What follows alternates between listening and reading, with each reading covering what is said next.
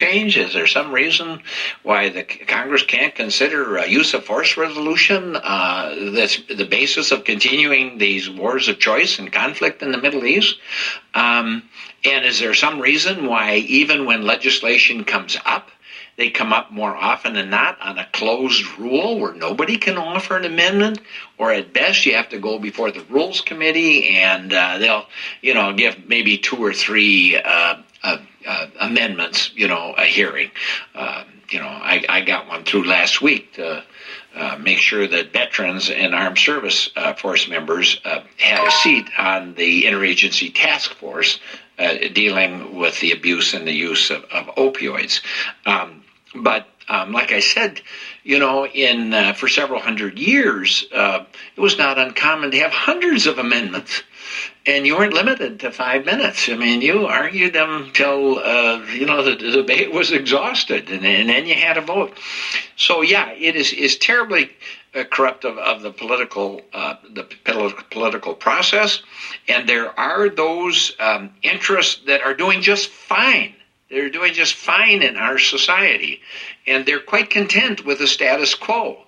And they would like not to see the Congress sitting down in a bipartisan way examining alternatives to the way we're doing business, especially the working men and women across this country who are making less today than they were 20 years ago, who are paying more in many cases for health care or not getting any health care than they were 20 years ago. Who see themselves, their pensions in danger.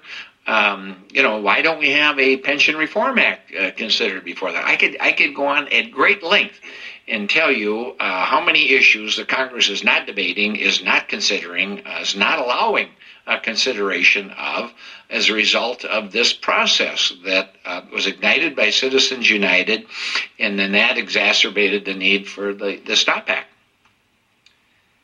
I'd just add very quickly, I don't know, and perhaps because I'm a more junior member of Congress, I don't know that I've seen the heavy influence of campaign contributions on setting an agenda.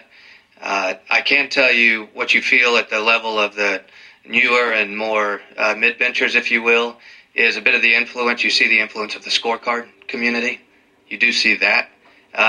Restrict an agenda often, because the political consequence of going against one of the scorecard groups is a risk that perhaps a caucus or leadership is not willing to take.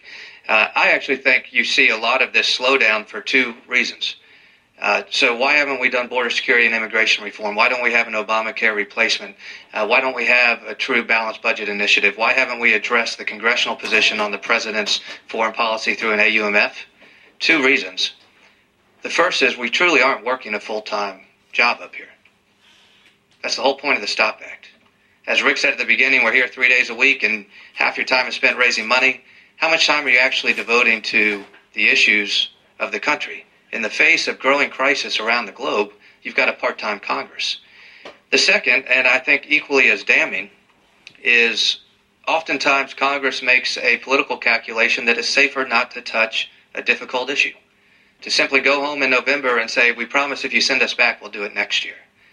Listen, I would much rather do a border security and immigration reform bill and stand in November for election justifying what's in it or what's not in it and answering the hard questions and being held accountable about a bipartisan border security and immigration reform package than stand in November and try to explain why Congress didn't do anything on it.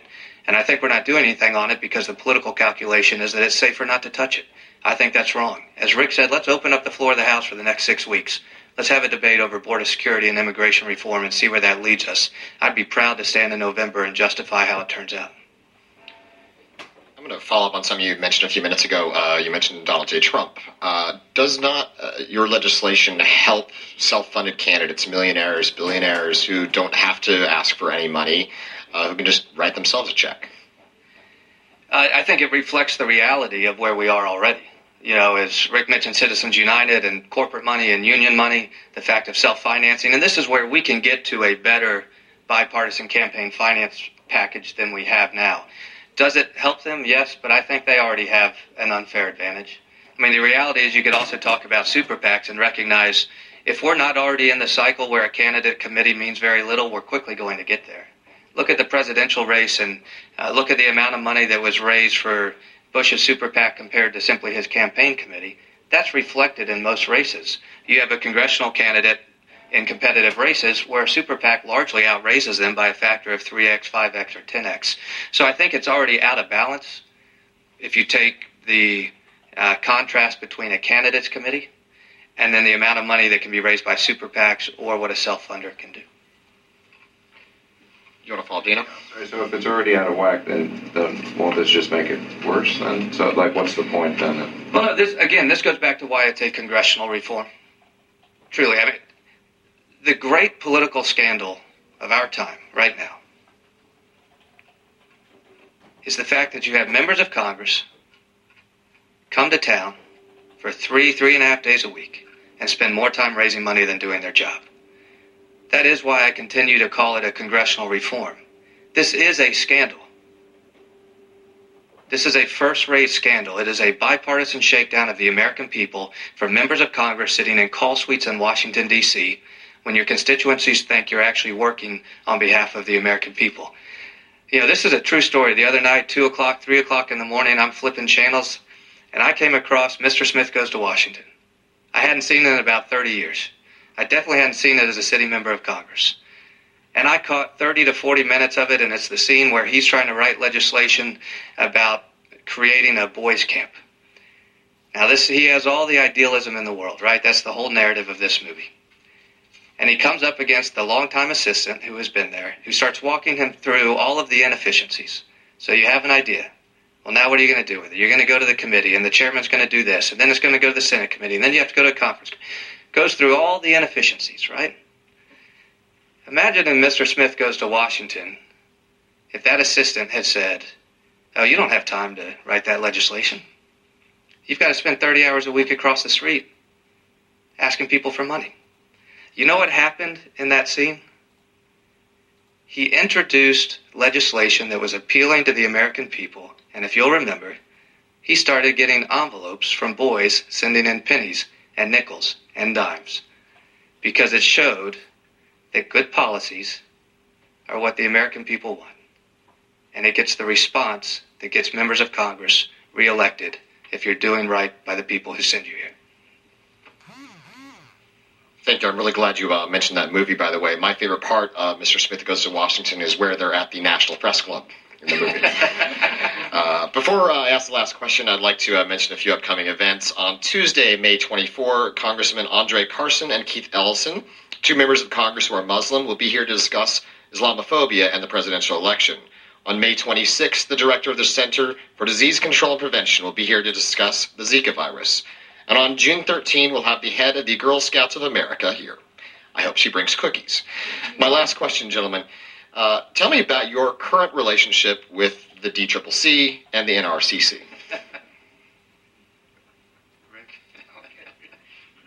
We take a pass? Take the arrows out here. No, I've got a wonderfully good relationship with the DCCC.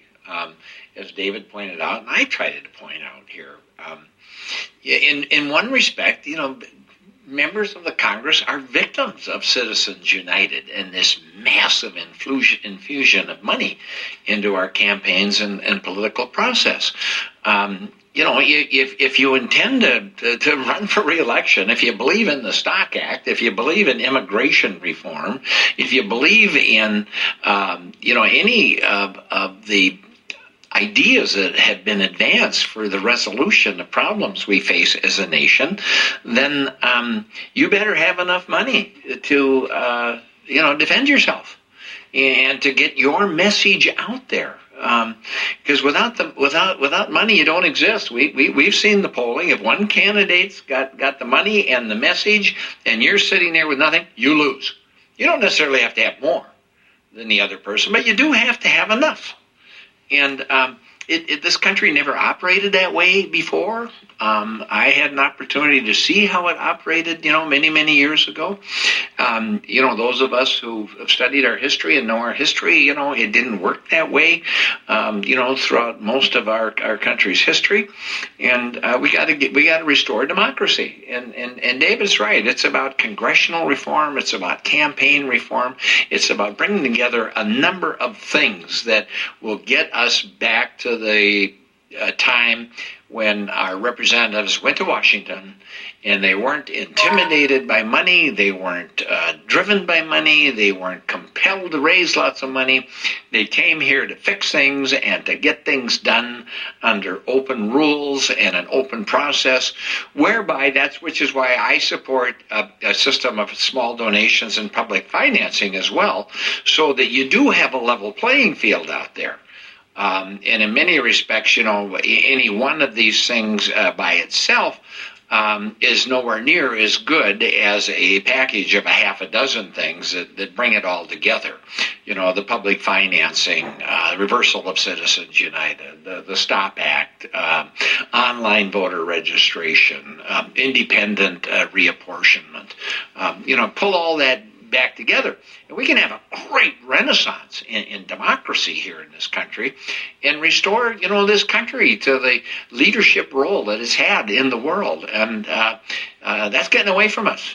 And the way change occurs, is by people stepping up, like Mr. Jolly has here, and I'm glad to be a part of it as well, is by calling out honestly and with integrity what's wrong and advancing some ideas to fix it. And that's what the STOP Act is all about. And that's why I'm proud and glad to be a part of it.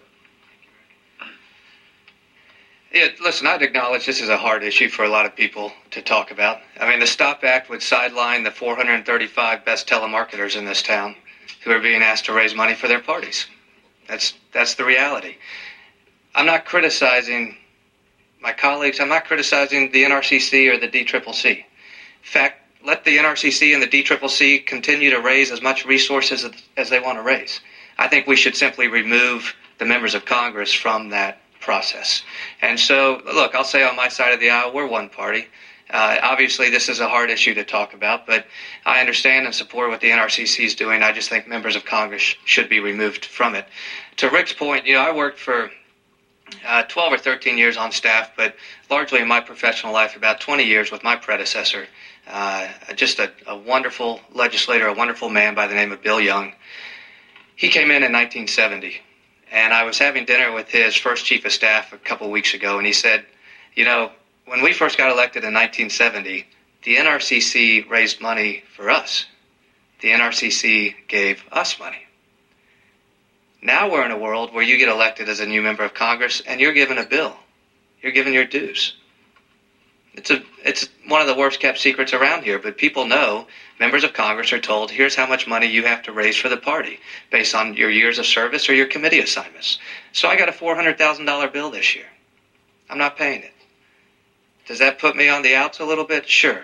Does that mean we can't find a way to continue to work together and I can't support the activities of the NRCC? Look, we're one party.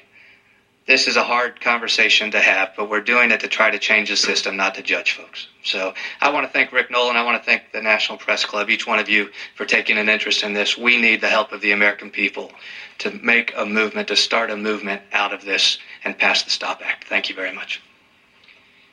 Thank you, Congressman. That's all we have. That was great. Thank you. Thank you. So